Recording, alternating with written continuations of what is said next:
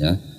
Bismillahirrahmanirrahim. Asyhadu alla ilaha illallah wa asyhadu anna Muhammadan Rasulullah. Aku bersaksi tiada Tuhan. Padahal Universitas Harvard bukan universitas khusus Islam loh. Nih, ada sebuah ayat begini bunyinya. Wahai orang-orang yang beriman, jadilah kamu penegak keadilan, menjadi saksi karena Allah, walaupun terhadap dirimu sendiri atau terhadap ibu bapak dan kaum kerabatmu. Jika dia yang terdakwa kaya ataupun miskin, maka Allah lebih tahu kemaslahatan atau kebaikannya. Maka janganlah kamu mengikuti hawa nafsu karena ingin menyimpang dari kebenaran. Dan jika kamu memutarbalikkan kata-kata atau enggan menjadi saksi, maka ketahuilah Allah Maha mengetahui terhadap segala apa yang kamu kerjakan. Ayat ini dipajang di salah satu pintu Universitas Harvard di Amerika, Fakultas Hukum. Nggak ada yang dipajang kalau ditampar pipi kanan kasih pipi kiri, nggak ada. Kayak ada keadilannya. Nih, gua kasih bukti nih, ada buktinya. Buka aja di internet. Enggak, kalau lagi dipakai. Enggak ya. Quranic versus Harvard University.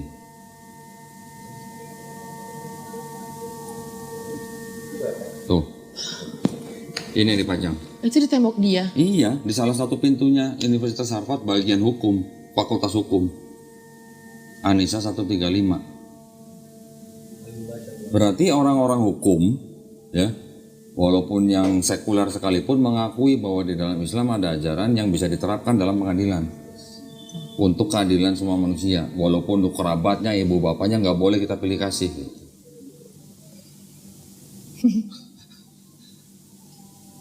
Cuma kan kata orang kayak di muslim tuh kayak perempuan lebih terjajah gitu. Terjajah. Iya. Terjajah gimana, harus pakai hijab? Enggak kayak harus. Iya, maksudnya kayak mesti nurut, mesti ini, mesti itu gitu. Ya, kalau di Islam juga perempuan harus nurut sama suami kan? Tapi kan lebih kayak sama-sama gitu ininya. Masa? Yakin?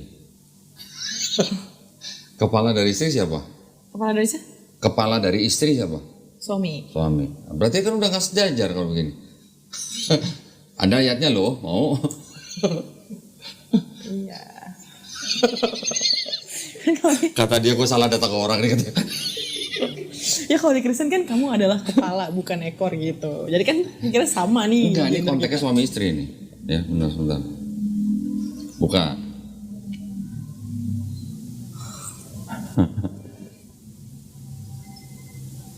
Mana ya?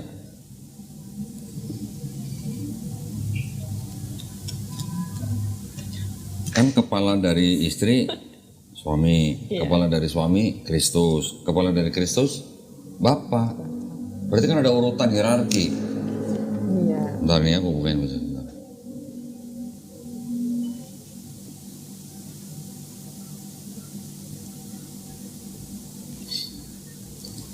Itu tulisannya Paulus. Jadi sebenarnya Paulus juga nggak salah-salah amat. Paulus menciptakan ajaran baru itu ya apa ya? Karena dia mentargetkan jemaatnya bukan orang Yahudi gitu. Dia targetnya jemaatnya adalah orang-orang non Yahudi. Iya. Bentar.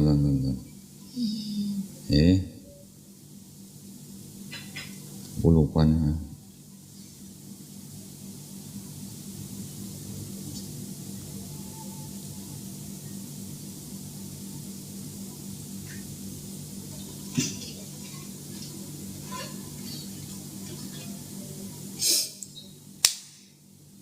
Efesus 5:23.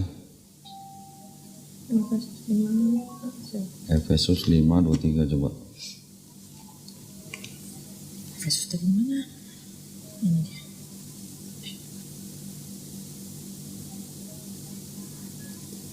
Hai istri, tunduklah kepada suamimu seperti kepada Tuhan. Berarti setara nggak? Karena suami adalah kepala istri, sama seperti Kristus adalah kepala jemaat, dialah menyelamatkan tubuh. Ada kok yang kepala istri adalah suami, kepala suami adalah Kristus. Bentar ya, aku lupa sih ayatnya.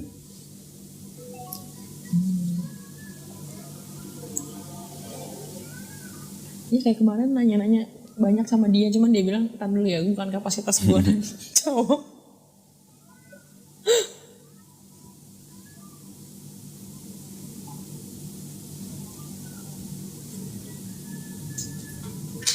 Kayaknya cuma ini ya. Kepala Kristus ya Bapa gitu. Yesus adalah kepala dari imam-imam kalau misalnya gitu, aku ingat ya. Tapi aku lupa dari mana ayatnya. Bentar. Kepala Kristus adalah Bapa. Oke. Kok gue lupa sih.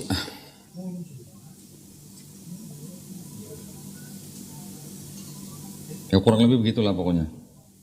Kepala istri adalah suami, kepala suami adalah Kristus, kepala Kristus adalah Bapa. Berarti ada jenjang hierarki berarti kalau begitu. Iya. Ya. Sekarang kalau di Kristen, kenapa Ria nggak pakai kerudung? Karena nggak diwajibin juga. Coba, enggak. Nggak ada yang ngajarin disuruh pakai kerudung gitu. 1 Korintus coba. 1 Korintus 1 Korintus 11 ayat 6 kalau nggak salah. Pas 11 ayat 5 ya? 11. 1 Korintus Iya. 11 ayat 5. Iya, 5. Apa? Tetapi tiap-tiap perempuan yang berdoa atau bernubuat dengan kepala yang tidak bertudung menghina kepalanya, sebab ia sama dengan perempuan yang dicukur rambutnya. Waduh. Sebab jika perempuan tidak mau menudungi kepalanya, maka haruslah ia juga menggunting rambutnya. Tetapi jika bagi perempuan adalah penghinaan bahwa rambutnya digunting atau dicukur, maka haruslah ia menudungi kepalanya. Kenapa nggak cukur rambut?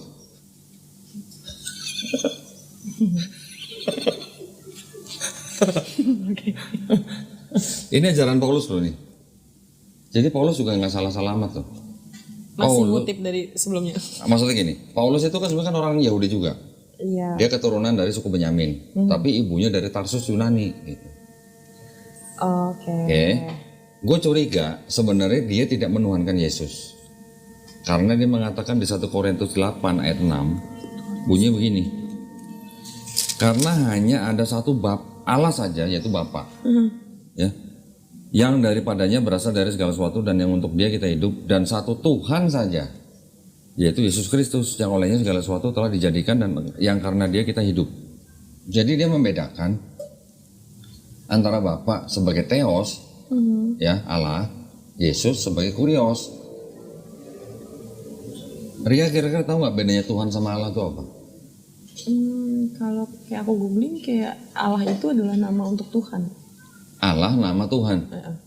Harusnya benar, tapi di sini kan bukan. Di sini kan Allah sebagai sebutan atau gelar. Kalau kita cek KBBI bilangnya begini nih.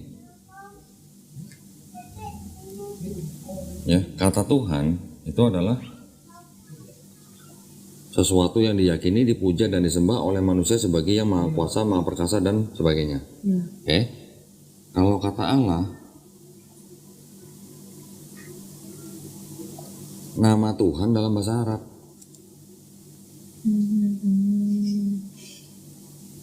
Jadi kalau gua nanya orang Islam, siapa Mas Alvin? Tuhan lu namanya siapa? Gampang banget jawabnya. Kalau di sini kan Tuhan Yesus siapa? Bapak. Bapak kan bukan nama kan, Bapak kan sebutan kan. Iya. Namanya Bapak siapa di sini? Siapa? Allah. Bukan. Kalau di sini kata Allah sebagai sebutan. Kata Tuhan juga sebutan. Jadi bukan untuk suatu nama gitu. Bukan nama Allah itu. Kan ada ayat, jangan ada Allah-Allah lain di hadapanku. Pernah dengar? Iya. Nah kalau jangan ada Allah-Allah lain kan berarti bukan nama itu. Itu kan sebutan berarti. Jadi namanya Bapak di Perjanjian Baru siapa? Pernah dengar nggak? Enggak. Nggak ada memang.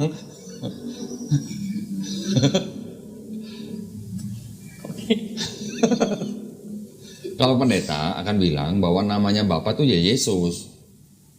Karena kan Bapa, Putra dan Roh Kudus kan ini kan satu Tuhan, bukan tiga Tuhan. Jadi ya mau nama Bapa, mau nama Roh Kudus itu semua nama Yesus gitu.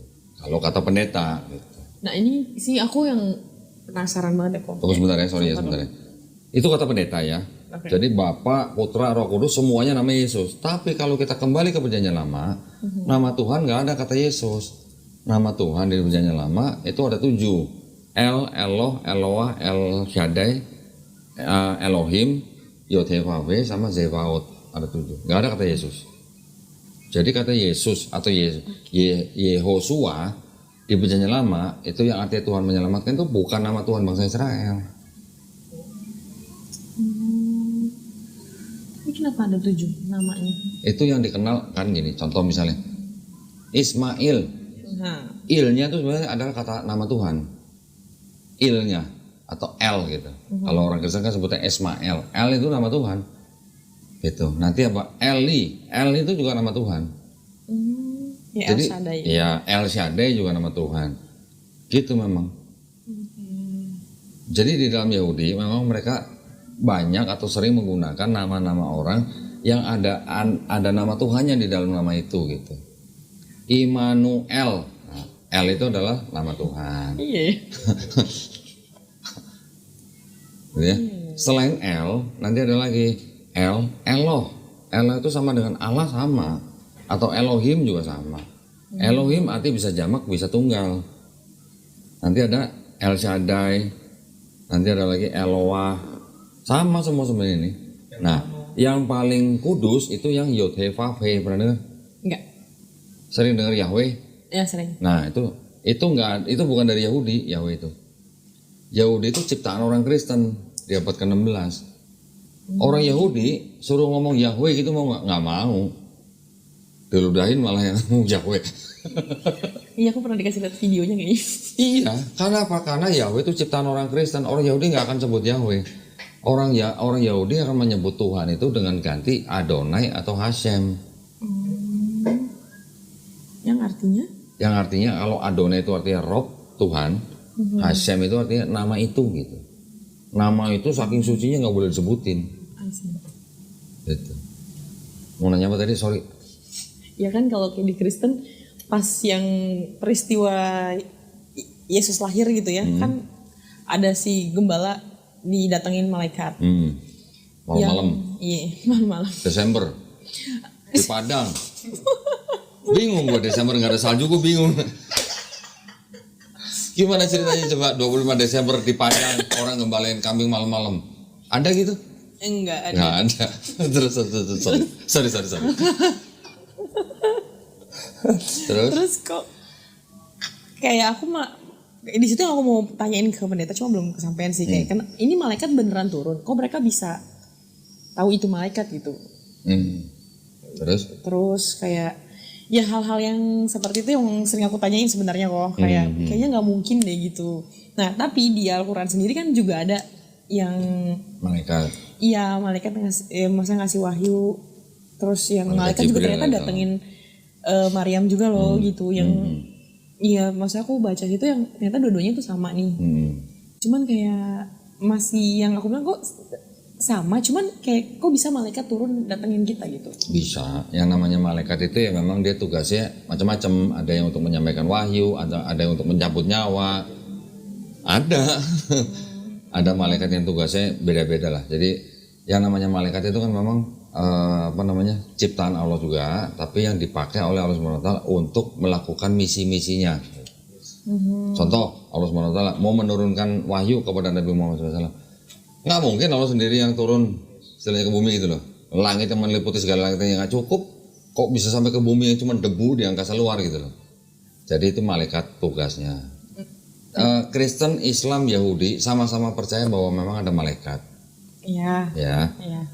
Dalam dia menjalankan misinya, dia bisa berupa bentuk manusia. Itu yang tadi saya sebut sebagai teofani. Atau apa sih gue lupa namanya. Susah bener. Susah gue cari. Yang aku tanyain juga waktu itu ke teman-teman yang lain gitu. Bener nggak sih dari agama itu? Maksudnya Islam itu tuh dari Allah ayat-ayatnya gitu. Oke, nanti ya sebentar ya.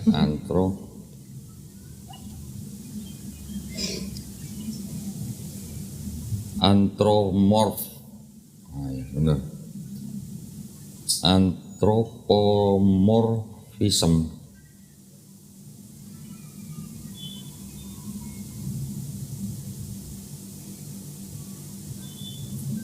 Oh iya benar. Jadi itu adalah semacam kejadian yang bersifat ilahi gitu, atau teofani gitu. Ya, turunnya malaikat menemui manusia itu bisa disebut sebagai kejadian teofani, menyampaikan wahyu dari Allah SWT kepada manusia yang dipilih gitu. Itu bisa di Yahudi, Kristen dan Islam sama, semua sama. Iya, itu kesamaan mereka sih. Iya. Jadi kayak yang tadi dibilang Alkitab itu kan buatan orang ini begini, ini terus kayak ya ini kan Al-Quran juga sama nih kayak yang Muhammad yang tulis, cuman emang bener gitu. Kata siapa Muhammad yang tulis? Yang ngomong siapa? Dia kan maksudnya Muhammad yang menuangkan gitu ya? Bukan, gini kalau di Islam, Quran itu adalah firman Allah ya, diturunkan kepada Nabi Muhammad SAW melalui malaikat Jibril alaihissalam. Bukan berarti Nabi Muhammad SAW yang menulis. Nabi Muhammad SAW itu melafazkan atau membacakan ayat-ayat itu di depan sahabat-sahabatnya. Sahabat-sahabatnya menulis. Nanti ada yang di tulang, ada yang di daun, ada yang di kulit gitu. Yang ditulis oleh sahabat-sahabat itu dipastikan bacanya udah sama dengan apa yang dibacakan Nabi gitu. Kalau bacanya udah sama, baru itu disimpan. Ketika Nabi sudah wafat, baru tulisan-tulisan itu dikumpulkan untuk dibacakan di depan satu tim. Namanya satu tim itu namanya tim kodifikasi gitu. Tim itu semuanya hafal Quran. Yang membaca depan mereka tahu ini benar bacanya, tulis di ayat berapa. Masuk lagi, ini benar bacanya, tulis. Ini nggak bacanya nggak benar, tolak gitu. Jadi kalau Quran itu standarnya adalah standar bacaan, bukan standar tulisan. Kalau Bible standar tulisan. Makanya banyak kontradiksi gitu. Karena disalin gitu.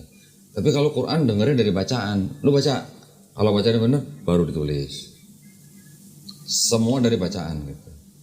Jadi makanya kalau seluruh Quran di seluruh dunia, mau yang buku, mau yang soft copy, dimusnahkan, dibakar misalnya, dalam waktu dekat bisa terbentuk lagi. Tinggal dikumpulin aja orang-orang yang hafal Quran, baca, tulis, baca, tulis. Tapi kalau Bible bisa nggak? Semua Bible di seluruh dunia, hard copy, soft copy dihancurin, dibakar, bakal ada lagi nggak Bible? Nggak bakal ada lagi, karena nggak ada yang hafal. Beda di situ. Jadi kalau Quran tradisi lisan, kalau Bible tradisi tulisan. Makanya mau ayat-ayat Quran mau dimakan kambing, mau dimakan apa, mau dimakan rayap kayak kita nggak mikirin, nggak sedih gitu. Tinggal panggil orang yang hafiz Quran, bacain jadi lagi gitu. Kalau Bible nggak bisa. Ada pernah dengar pendeta bapak hafal Bible? Nggak ada. Nggak usah hafal satu Bible, satu halaman aja nggak ada yang hafal. Iya betul. Gitu. Ayat hafalan aja karena lupa-lupa. Iya. Kalau gua ngafalin paling cuman ayat ini nomor sekian isinya ini, temen.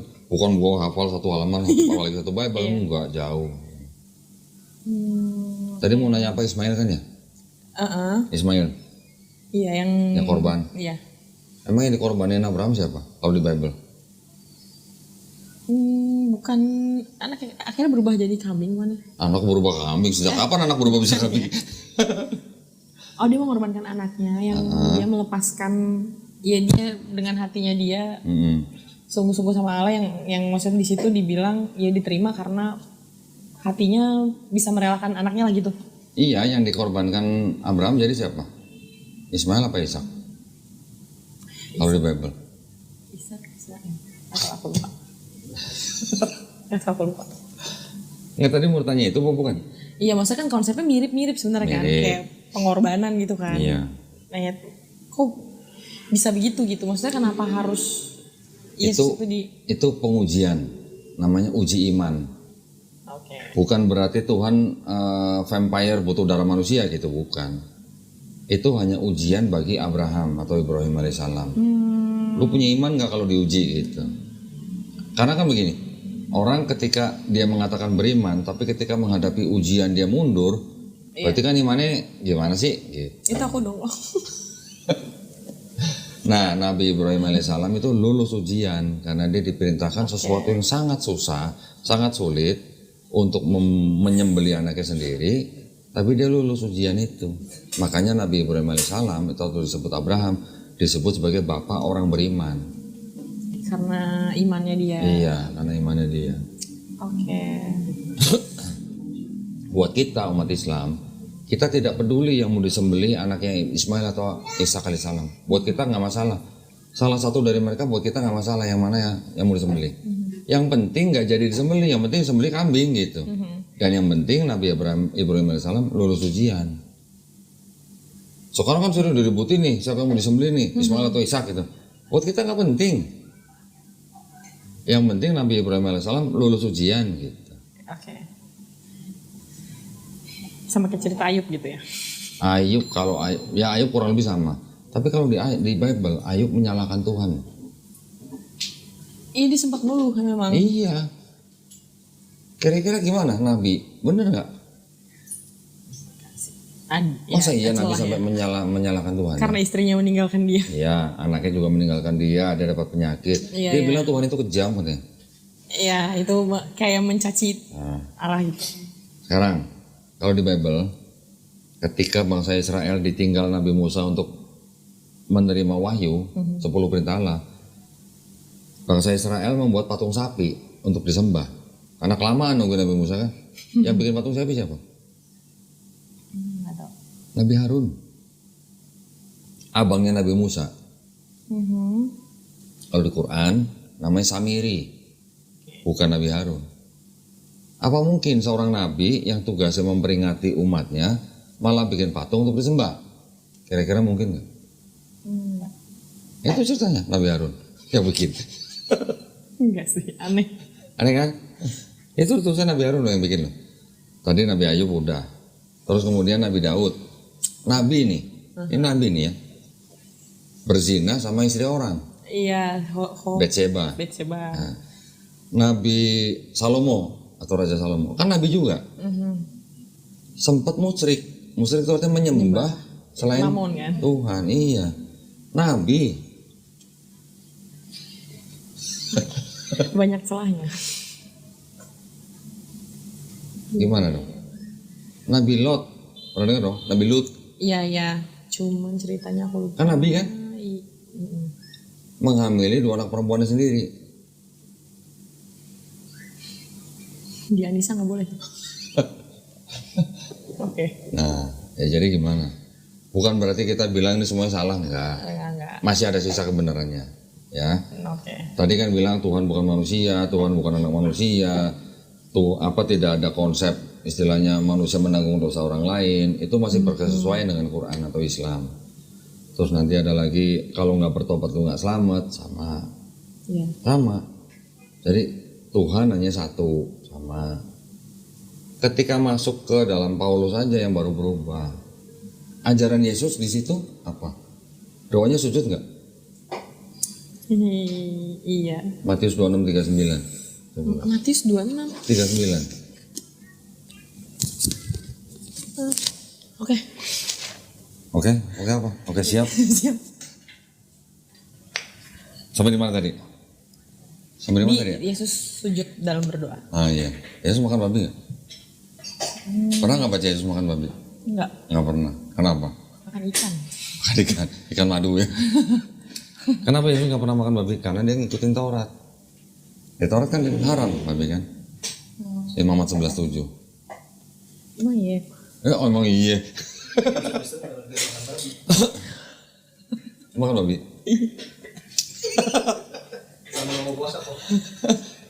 Iya, dulu gitu.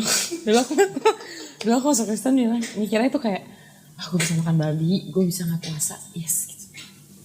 Oh, jadi karena ini ya, nikmat dunia ya. Oh ini.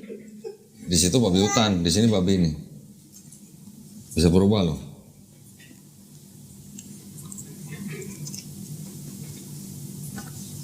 Bener nggak Imamat 11:7 ini?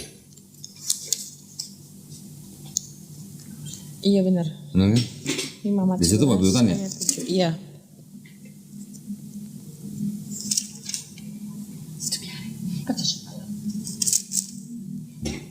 Di sini apa? Babi apa babi hutan? Babi aja. Babi aja. Babi juga najis bagimu. Karena Jadi, babi memang berkuku belah. nah, di sini babi hutan yang haram, di sini babi aja najis. Kok bisa berubah gitu?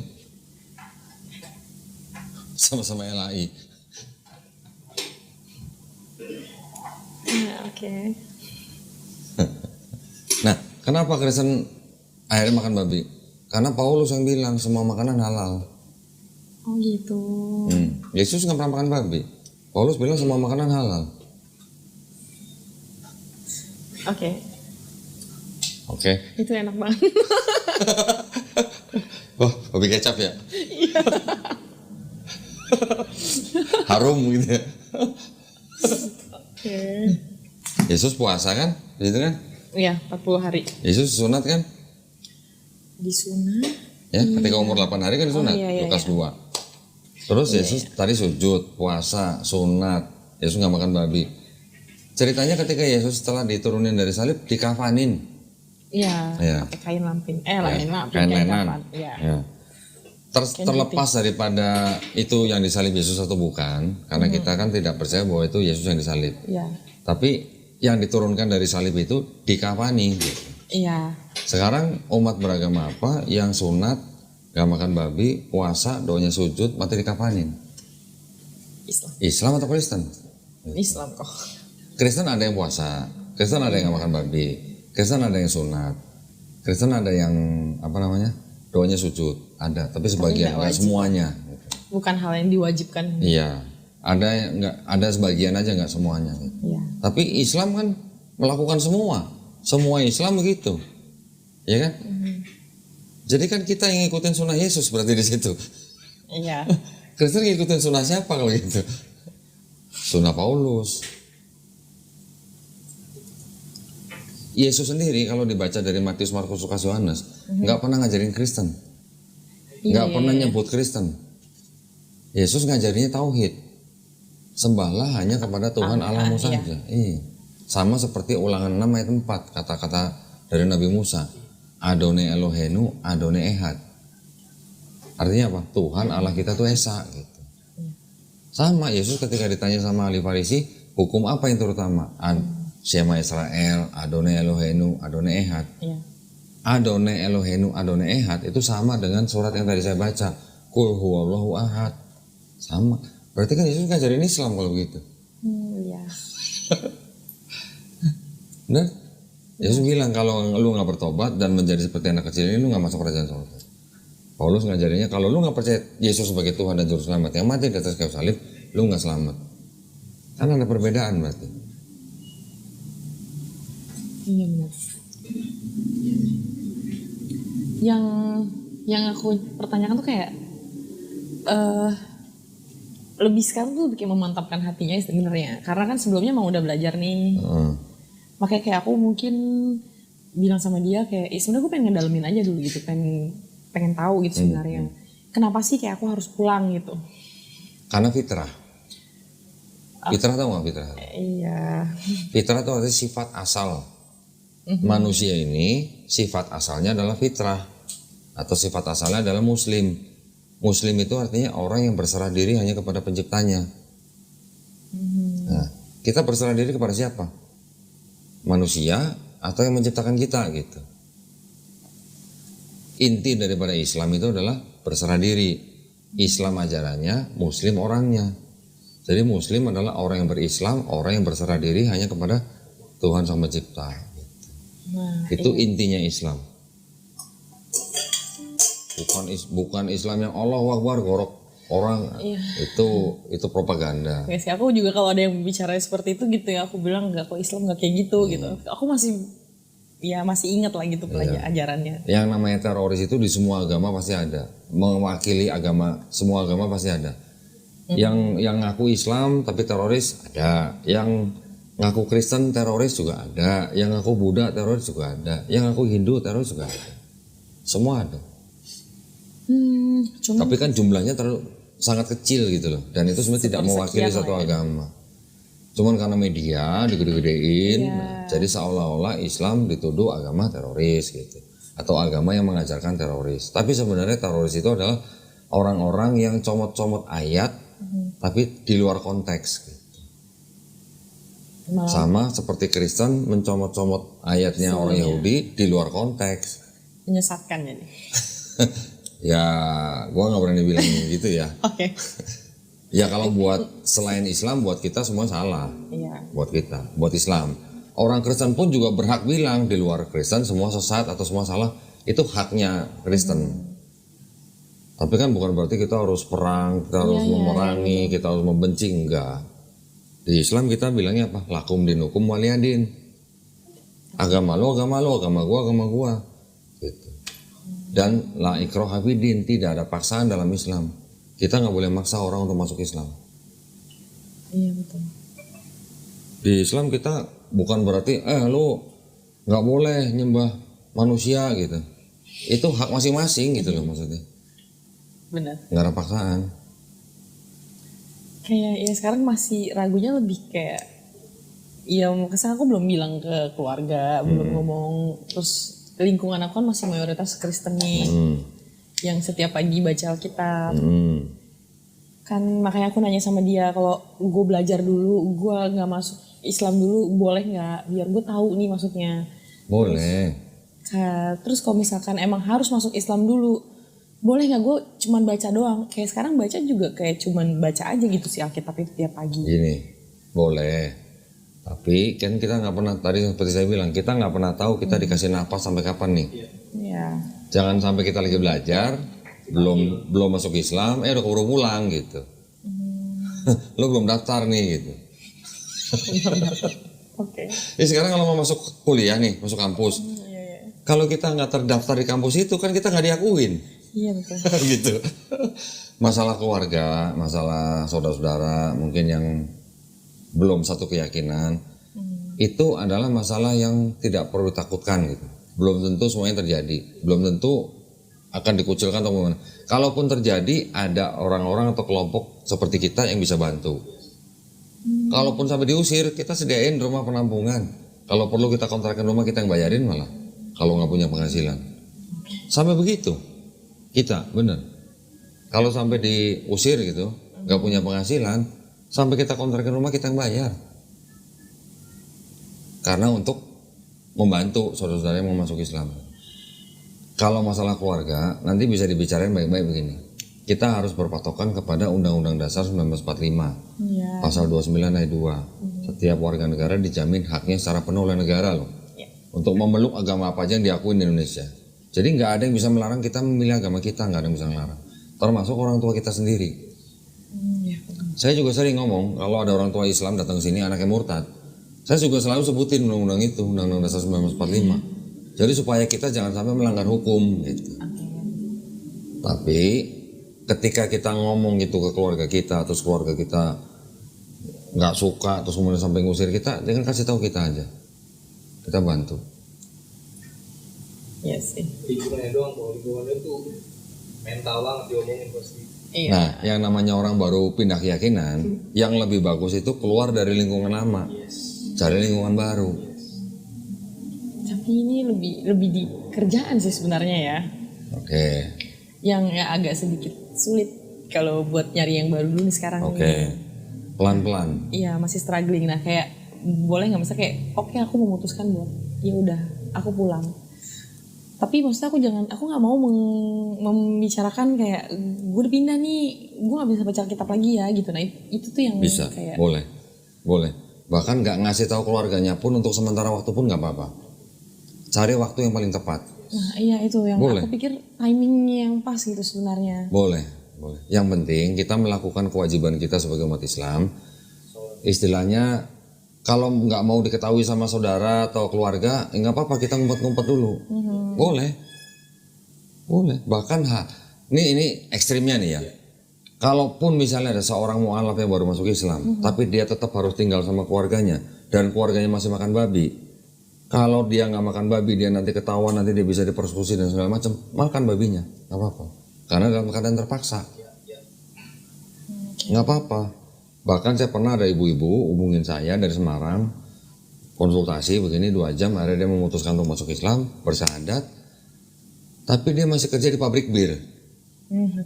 Nah gimana? Kita di Islam, khamar kan jelas haram. Tapi apakah saya langsung bilang sama ibu itu, Bu, buru-buru keluar cari kerjaan? Emangnya kita mau ngasih kerjaan kan? Nggak, pelan-pelan. Alhamdulillah setelah berapa bulan dia bisa keluar dapat kerjaan yang lain. Alhamdulillah pelan-pelan.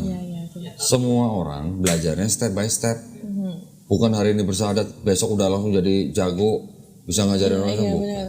Itu sih maksudnya yang kayak aku jadi mempertanyakan itu. Jadi kayak ya aku juga mau belajar, cuman ya itu aku tanya ke dia, gue perlu masuk dulu nggak gitu. Nggak apa-apa, pelan-pelan. Yang penting daftar dulu. Gitu.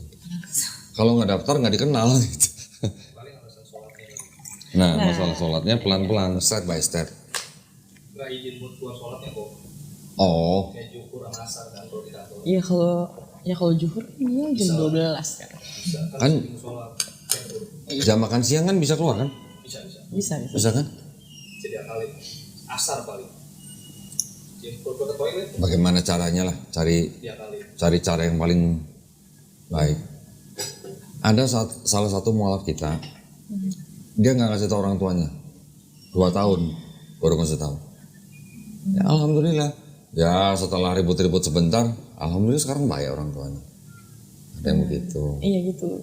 Jadi kayak masih mentalnya masih belum kuat untuk di mana aku berada nih sekarang. Jadi kayak emang mereka tuh cukup fanatik lah. Soalnya kayak terakhir aja omongan mereka tuh kayak biarin lah, mau dibilang fanatik lah. Zaman sekarang tuh dunia udah makin gini begitu gitu. Jadi kayak ya udah tahu salah jangan diterusin gitu. Kayak gitu. Salah benar itu kan relatif berarti. Iya, yang mereka selalu menganggap kebenaran itu mutlak mirip miliknya Allah Bapa dan Tuhan Yesus. Iya, ya itu hak mereka, nggak apa-apa.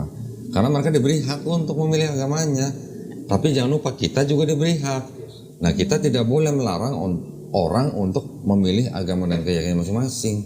Itu yang nggak boleh. Sepasang orang tua pun tidak bisa melarang anak yang sudah dewasa untuk memilih agama lain gitu. Selain dari orang tuanya.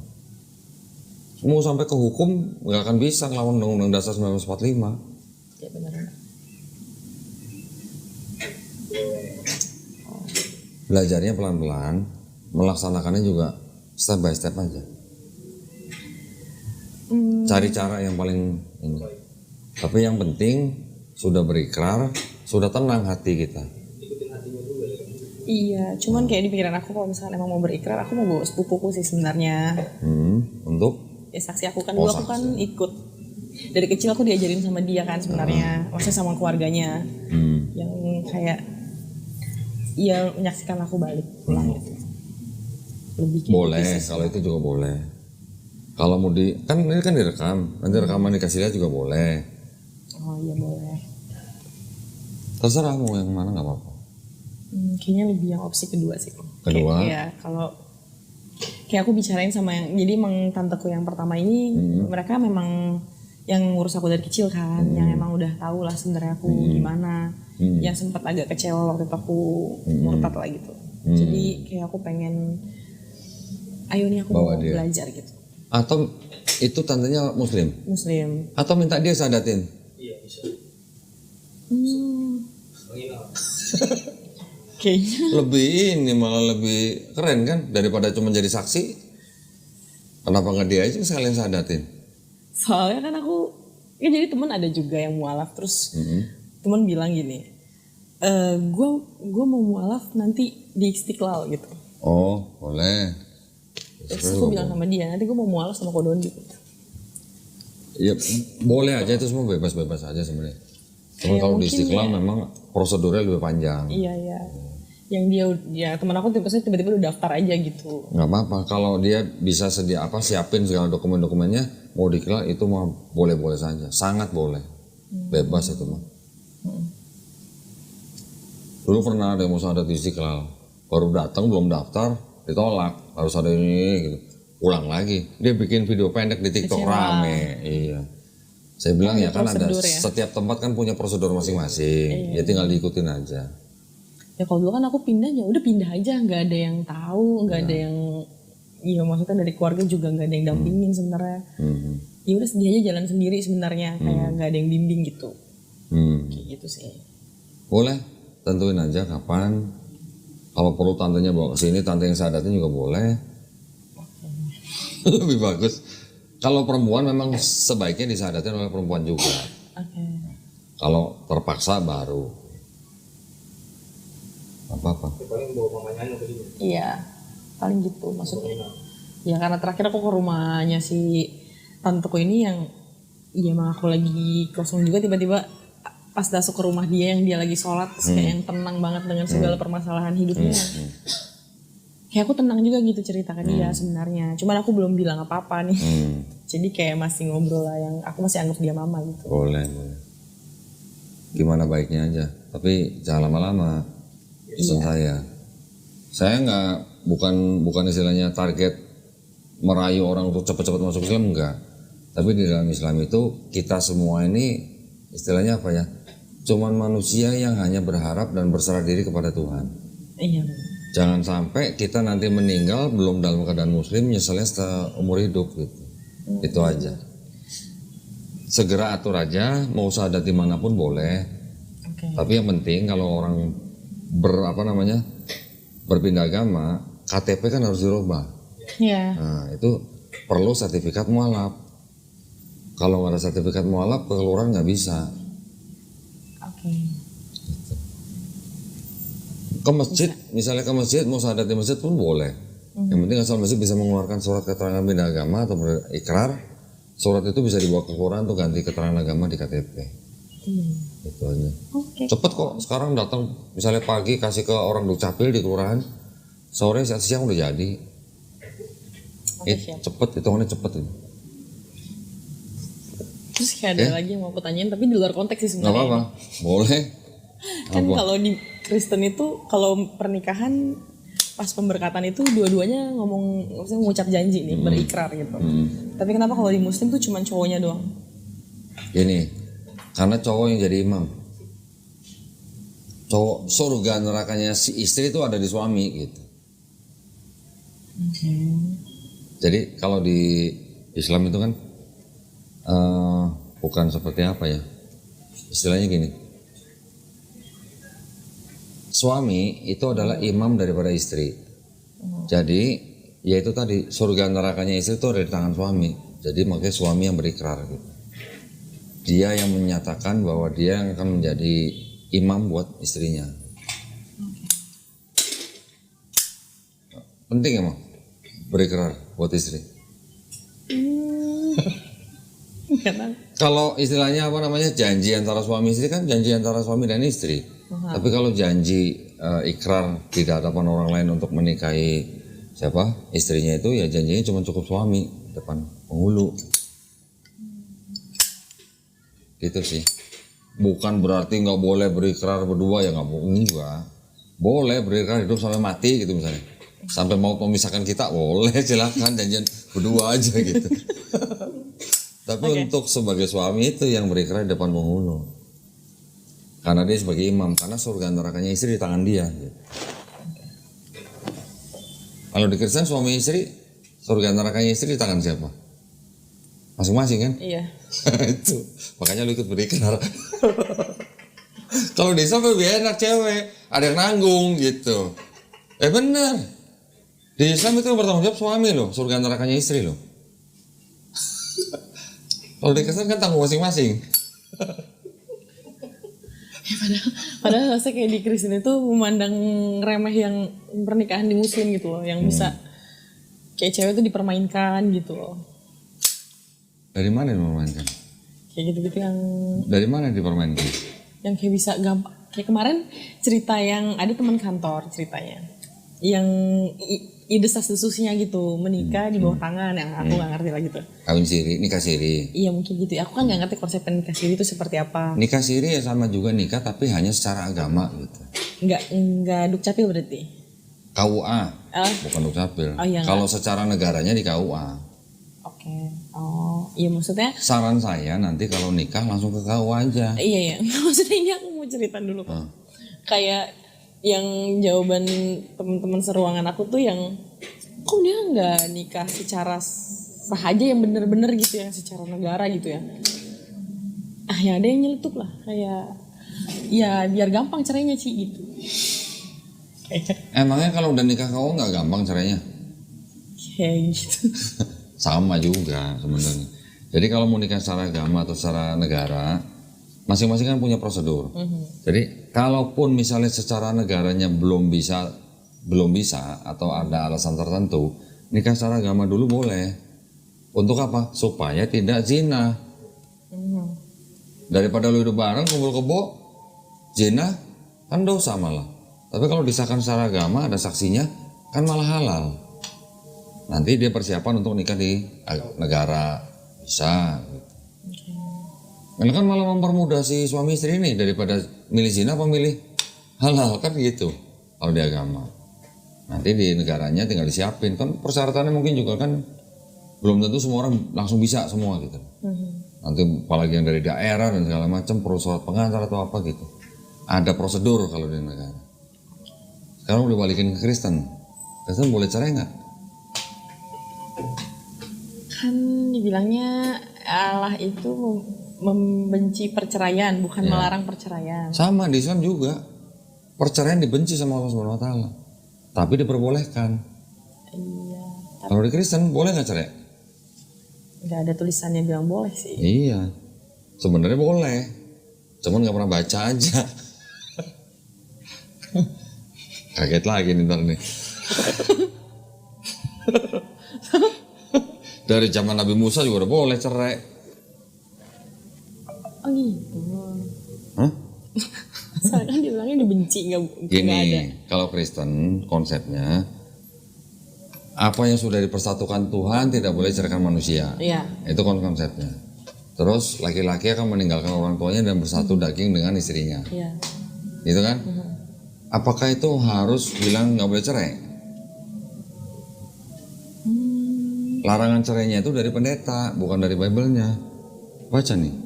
Yang dibilang kalau menikahi istri yang diceraikan suaminya itu zina? Iya, itu Paulus. Itu Paulus. Jadi seolah-olah lu nggak bisa cerai, kalau sampai lu cerai dan dia kawin lagi sama orang itu dia berzina gitu. Ya sebenarnya.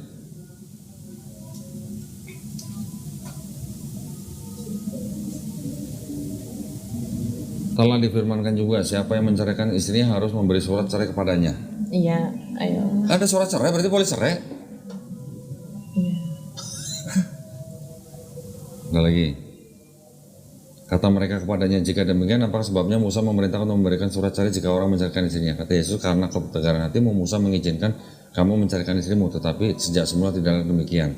Tapi aku berkata kepadamu, barang siapa menceraikan istrinya kecuali karena zina, lalu kawin dengan perempuan lain, ia berbuat zina. Berarti sebenarnya ya idealnya orang memang tidak bercerai idealnya. Tapi kan ya namanya dua pribadi yang disatukan mungkin sudah tidak cocok atau mungkin ada KDRT. Gimana? Ini pertanyaan yang simpel nih ya. Kalau suami istri Kristen, suaminya melakukan KDRT, ya nggak bisa dibilangin, nggak bisa dinasehatin, terus melakukan KDRT. Apakah si istri ini nggak berhak mengajukan cerai? Muka sampai biru, hitam segala macam warnanya. Terus KDRT. Tapi agamanya bilang nggak boleh cerai. Gimana? Apa nggak itu bukan penindasan? Kan bisa nggak terjadi begitu? Bisa. Nah sekarang sama kalau suami istri nggak boleh cerai, kenapa catatan sipil banyak orang Kristen bercerai? Kayak itu lebih ke manusianya aja gitu ya. Nah iya, berarti orang-orang yang cerai di catatan sipil berarti yang nggak mengikuti Bible-nya dong? Iya. Iya. Sama halnya dengan poligami. Di Kristen bilangnya nggak boleh poligami kan? Iya. Yang larang siapa? Pemuka agamanya, bukan Bible-nya. Bible-nya nggak ada larangan poligami. Bahkan Martin Luther, pendiri gereja Protestan, itu dia bilang larangan poligami itu tidak alkitabiah. Martin Luther yang ngomong. Ada bukunya. Yang melarang Kristen poligami siapa? Bible atau pemuka agamanya? Pertama kali yang mengeluarkan perintah larangan poligami itu Paus Leo ke-13 ke-8 apa 13 ya? Ke-8 di abad ke-13 kalau.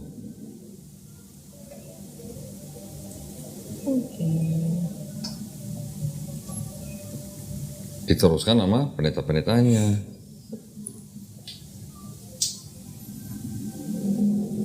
Gereja Katolik merevisi pandangannya sejak masa Paus Leo ke-13 tahun 1866 melarang poligami sampai sekarang. Bible-nya nggak ada larangan poligami. Bahkan Paulus pun tidak melarang poligami. Ada saya kajiannya tuh, yang Paulus. Bener, ayat-ayat itu ada.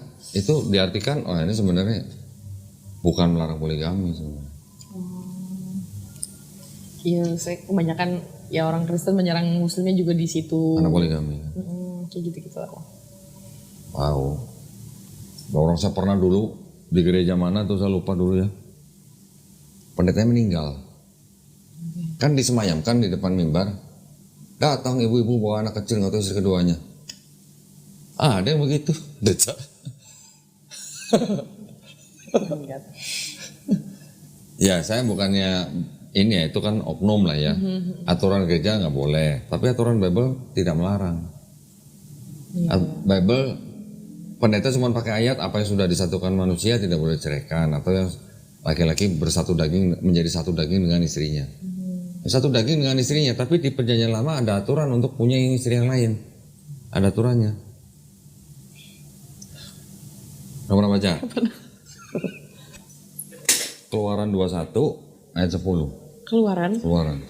Oke. Oke. Jika tuannya itu mengambil perempuan lain, ia boleh mengurangi makanan perempuan itu. Ya tidak boleh. Ia tidak boleh mengurangi pakaian Soalnya perempuan boleh. itu. Pakaian dan persetubuhan dengan dia. Nah, ada aturannya kalau orang punya istri lebih dari satu.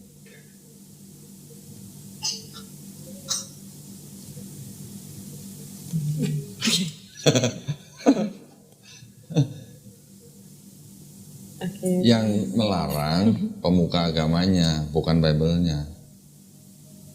Nabi Abraham poligami, Musa poligami nggak Musa? Nggak tahu. Hah? Nggak tahu. Poligami juga. Daud berapa istrinya? Daud istrinya Berapa? 300. Oh iya, Salomo berapa istrinya? banyak. 700. Gundiknya 300. 1000 orang berarti istrinya sama gundiknya.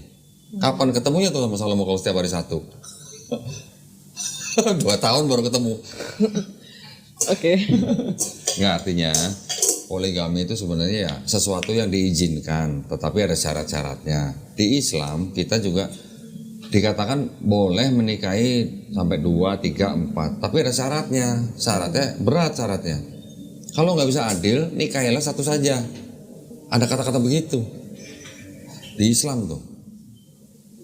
Tapi bukan berarti nggak boleh, boleh, tapi lu harus adil. Kalau lu nggak bisa adil, nikahilah satu saja.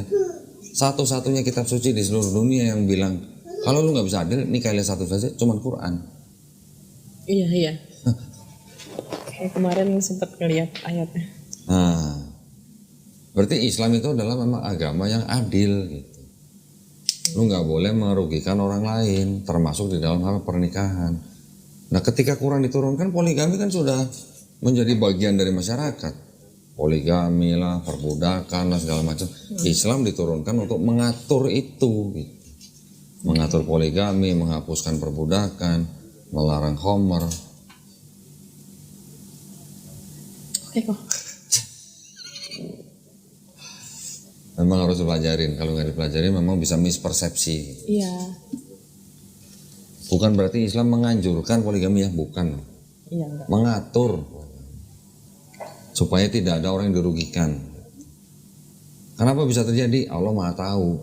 Ada negara-negara yang perempuannya jauh lebih banyak daripada laki-laki. Amerika aja perempuannya lebih banyak daripada laki-laki. Iya. Kalau semua laki-lakinya menikah, perempuan nggak dapat suami gimana?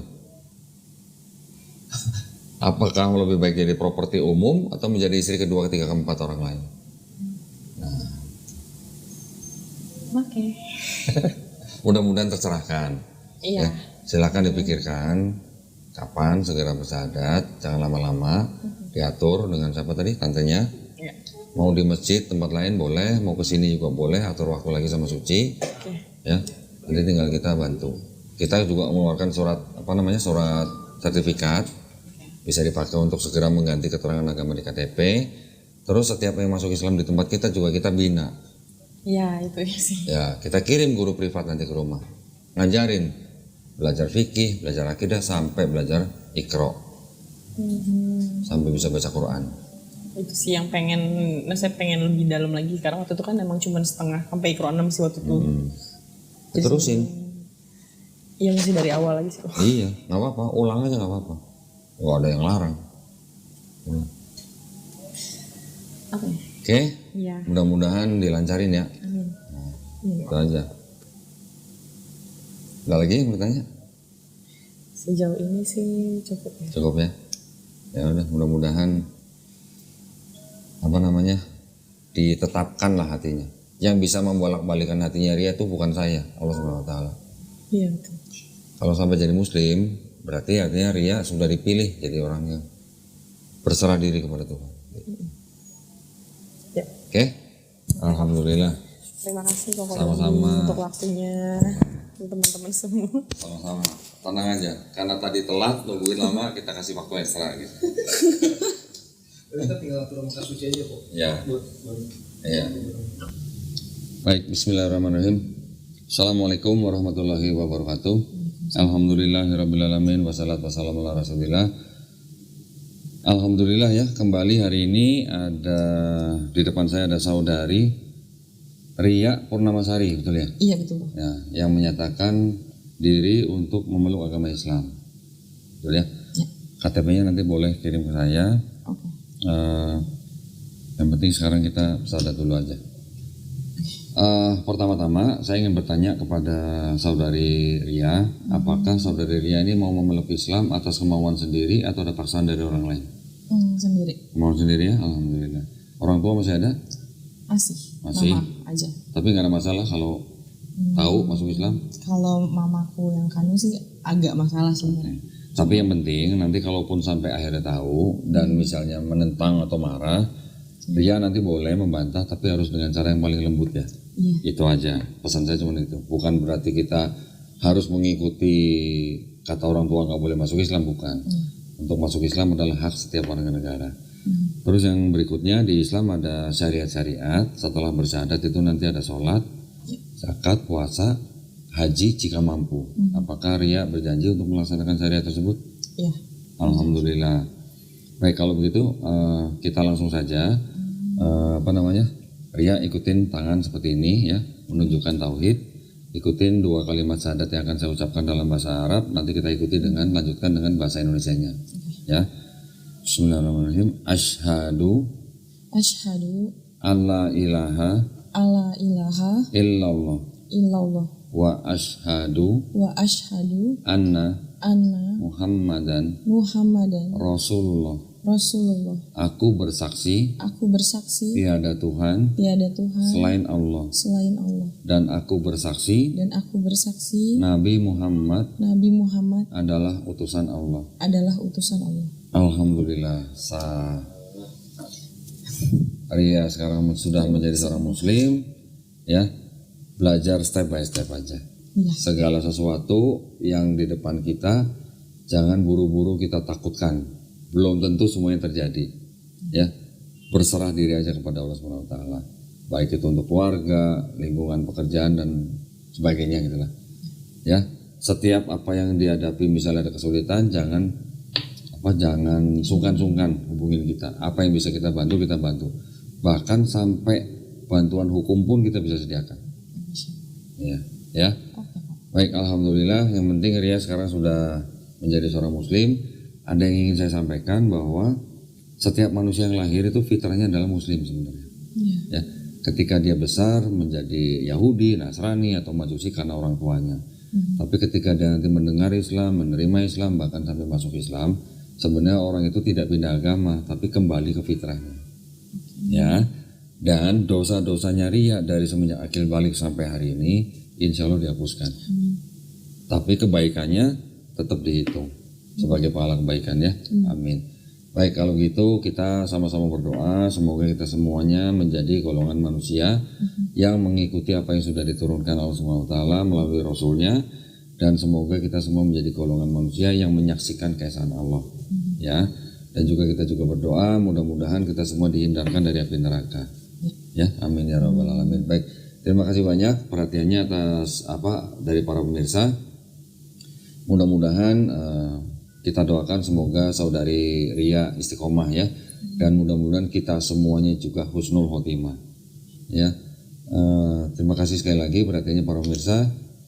Buat para pemirsa yang ingin membantu perjuangan dakwah kami, dipersilakan untuk mengirimkan ke BSI dengan nomor 111889988 atas nama YPM Atawi Jakarta, dan bisa mengkonfirmasi ke nomor handphone 0813 9883 7007. Barakallahu fikum, semoga partisipasi para pemirsa diterima di sisi Allah Subhanahu wa taala ya. Amin ya rabbal alamin. Sebelum kita tutup, ada bingkisan buat Ria nih. Nah, kita siapin ya. Ini ada mukena. Wah, nanti buat belajar sholat ya.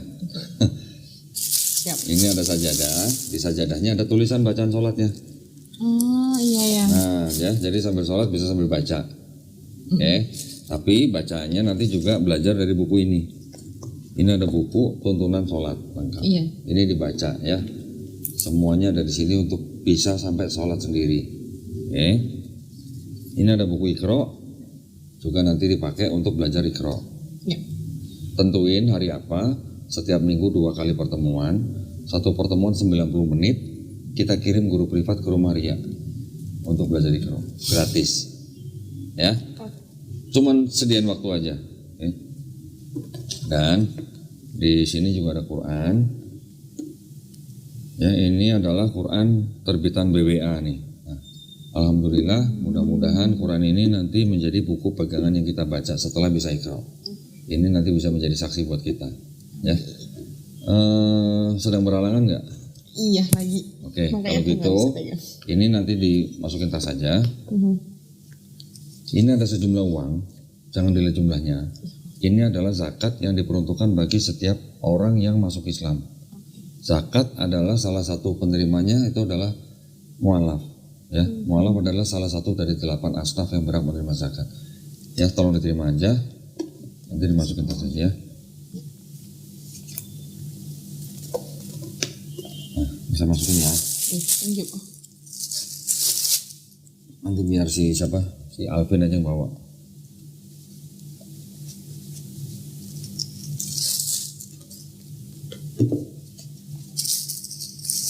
Oke, alhamdulillah. Ini saya taruh di sini ya. Biar Alvin aja yang bawa.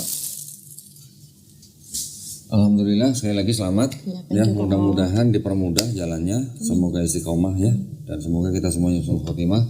Akhir kata, wabillahi taufiq wal hidayah. Wassalamualaikum warahmatullahi wabarakatuh. Teman, karena sering lihat teman sholat, sering lihat teman Saya ngaji. pergi dari rumah, saya udah bulatkan hati untuk masuk ke